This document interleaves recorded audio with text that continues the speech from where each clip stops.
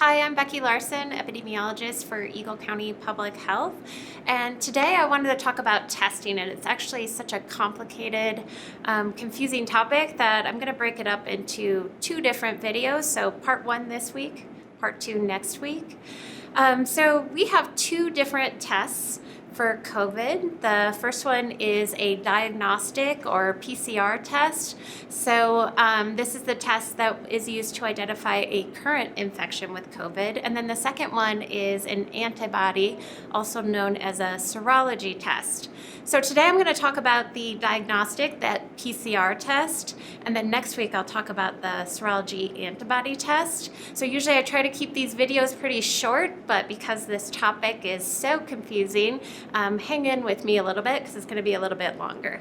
So the diagnostic PCR test, again, this is the test that identifies a current infection. So this is where it identifies the genetic material in the virus. So it's usually collected via a swab in someone's nose or their mouth.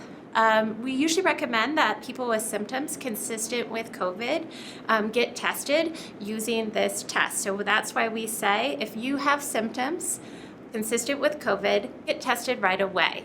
And this is the test that a provider would use. We have lots of locations where people can get tested here in our community. You can check out our website. It has a map with all of the different locations and more detailed information about do you need an appointment, how to find out information about cost, and so forth. So check out that website if you're looking for where do you get tested here in Eagle County. The second thing is that sometimes we get a lot of questions about, so I don't have symptoms, should I get tested? So usually we refer to this as asymptomatic people, so people that don't have symptoms. So in general, we don't recommend that someone without symptoms that does not have a known exposure to someone with COVID get testing. We do not recommend that. However, if we have a close contact of a known case, so this is someone we identified through our contact tracing, we do work with them to potentially get tested even if they haven't developed symptoms. But the timing of when they get tested is something we look at. So there's an incubation period of when you were exposed to when you might become infected. So usually that's about 2 to 14 days, on average about 7.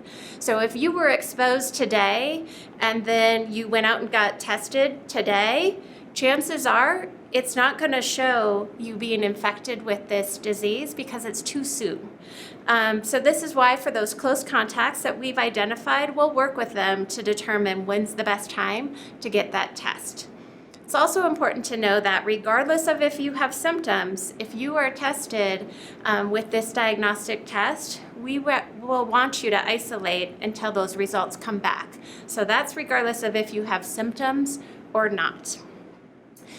The other time where we might recommend that someone without symptoms get tested is if they work in a high-risk setting. So this is a long-term care facility, for example, where occasionally we will test people, all employees, all residents, for this virus, regardless of if they have symptoms. So again, that's working with public health to make those arrangements to have that happen. Who we don't recommend to get tested if they don't have symptoms is those people that have no known exposure. The reason is that if the test comes back negative, that's just a snapshot in time. That does not mean that you won't be infected and have a positive test tomorrow or won't have an exposure and become infected in the future. So it really isn't providing you much information to get tested if you don't have a reason to think that you might be infected. So stay tuned next week and we'll talk about serology testing and who should get that test and what it's used for and what are the limitations.